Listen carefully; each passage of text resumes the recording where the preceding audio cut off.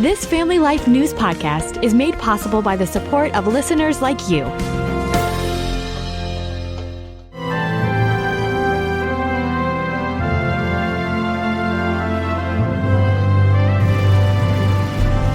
It's Faith Under Fire from Family Life News, when we invite you to listen to the voices from today's religious battlefields. Our guest is Sarah Prentice of Feminists Choosing Life of New York, and she gives us a pro-life perspective on recent news that New York's Planned Parenthood is having money troubles. Planned Parenthood of Greater New York announced that it will be temporarily pausing abortions after 20 weeks gestation due to a lack of sedation resources, and that they intend to temporarily close down approximately 4 New York City area clinics. And it just says due to financial constraints and budgetary issues. While it seems like it will be helpful and encouraging for unborn lives, it's also a tell that those opposing the violence of abortion might need to keep a closer eye on Planned Parenthood, because it's a call for concern and questioning, because in the state of New York, it's extremely easy to be an abortion provider. According to the governor's office, the state's 2024 fiscal year budget allocated over $100 million for increasing abortion providing services. I mean, it's especially easy in the state of New York to be an abortion provider. And so when we look at how Planned Parenthood is the largest and most well-funded abortion-related nonprofit, despite its nonprofit status, they received over $670 million in government funding that year, with their net assets amassing to over $2 billion, as well as over $204 million in excess revenue. And according to Open Secrets, Planned Parenthood significantly outranks all abortion-related groups in federal lobbying by $200,000. It's absolutely dumbfounding that Planned Parenthood would cite financial constraints and budgetary issues as a reason for them shutting down these clinics when it is clear that they have so much money.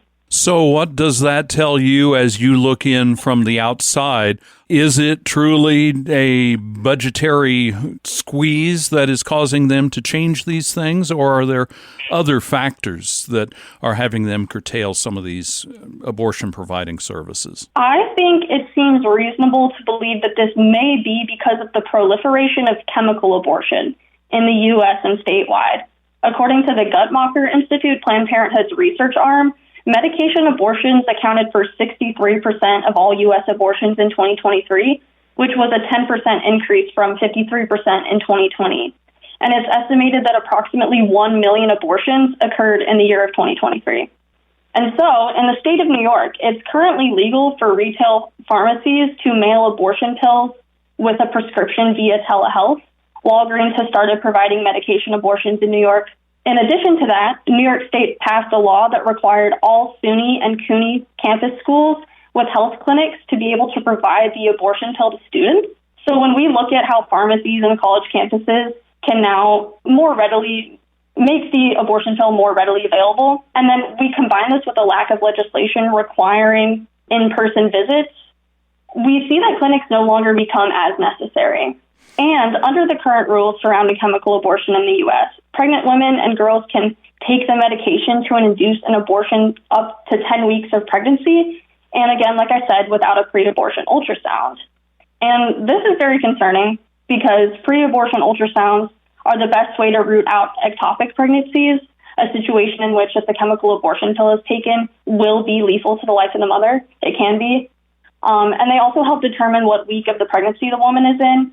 And so because they're suggested to not take the pill past 10 weeks of pregnancy, those ultrasounds are really important. But with the proliferation of chemical abortion and the abortion pill, all of these things aren't happening anymore. We can assume that the clinics are not as necessary.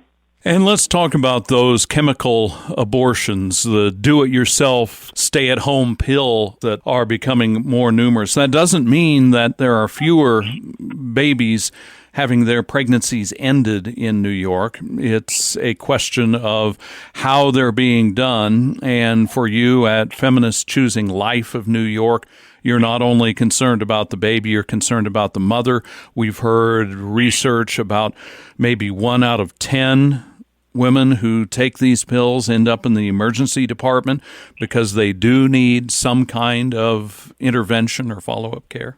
Yeah, and another sad thing about the abortion pill is that the women are given the pill, they go home with it, or now it's possible that it can be mailed right to their house. And they take the pill, they have the abortion, and they do it alone in their own home, in their own bathroom. And if there is a medical emergency, they have to handle that situation by themselves. There's no doctor or clinician around to address the situation if it does go wrong.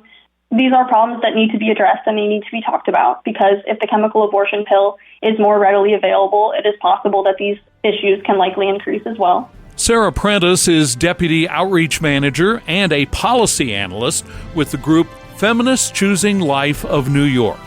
I'm Greg Gillespie, and this is Faith Under Fire from Family Life News.